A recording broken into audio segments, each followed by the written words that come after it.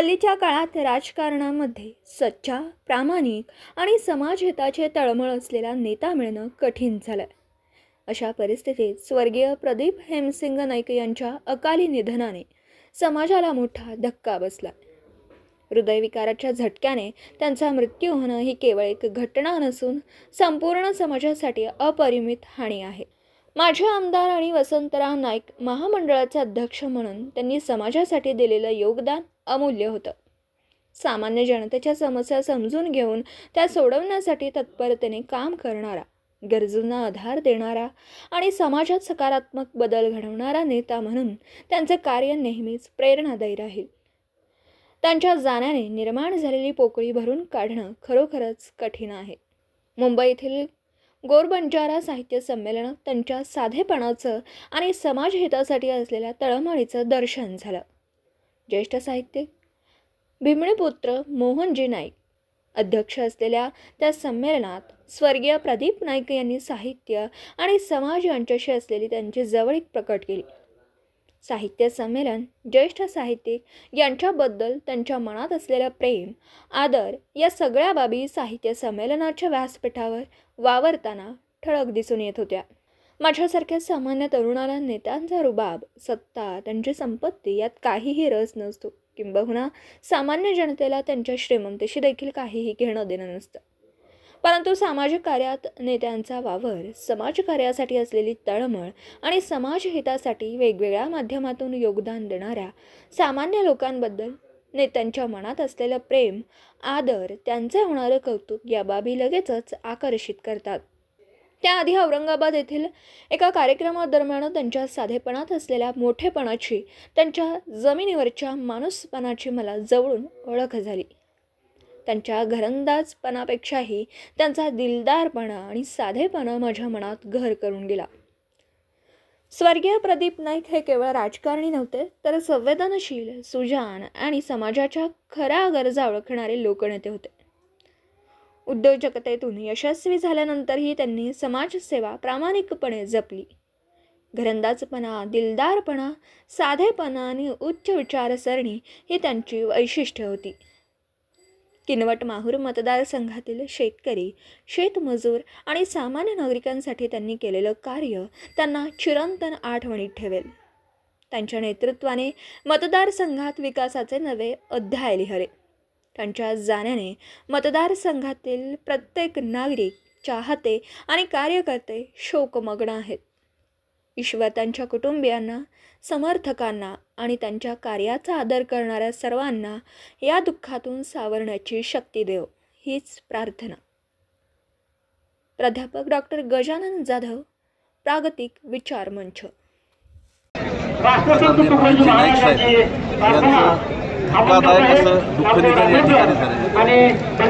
15 वर्ष या मतदारसंघामध्ये विकासाची गंगा वाहण्याचं काम त्यांनी सर्व जाती धर्मांना सर्वांना सोबत घेऊन चालणारा नेता नाईक साहेबांची खाती होती.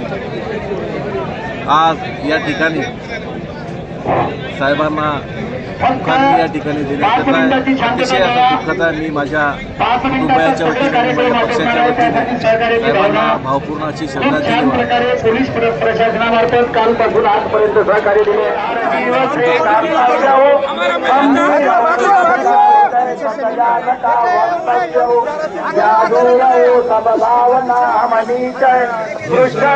हर जीव काओ शुद्ध जब जब कर्म उनके स्वच्छ हम भिन्न हो सदे से पर तत्व से सब एक हो जान सब में एक ही जिससे मनो जन संत हो टुकड़िया कहे ऐसा अमर पद प्राप्त हो संसार में छोड़े नहीं करतार पर हो मस्त गुरु चरणा सद्गुरुनाथ महाराज की जय. बबलू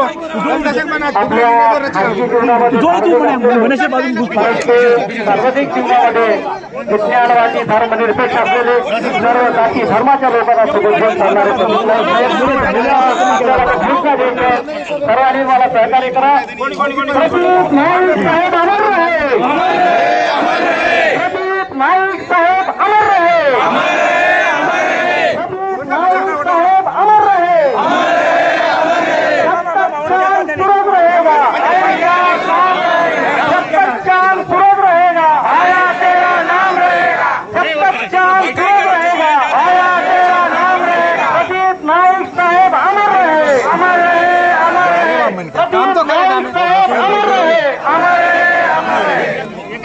बोलास गो काही वेगळं विटंबना वेगळी उचालच मोबाईल बंद कर काय बंद कर मोठं बाजू काढून मोठं बरोबर बोललेच कोणी दे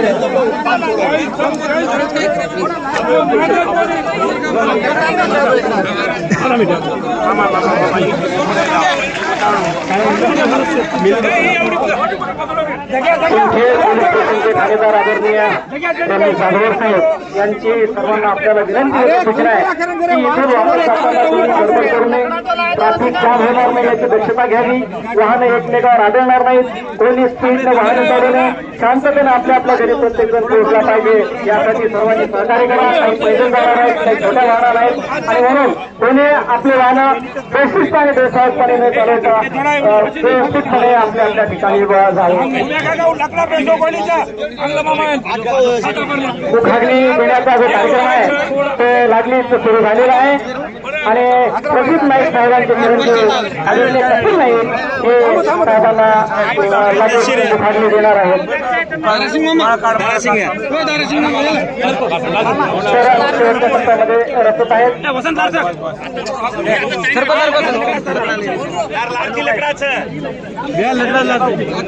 बबलू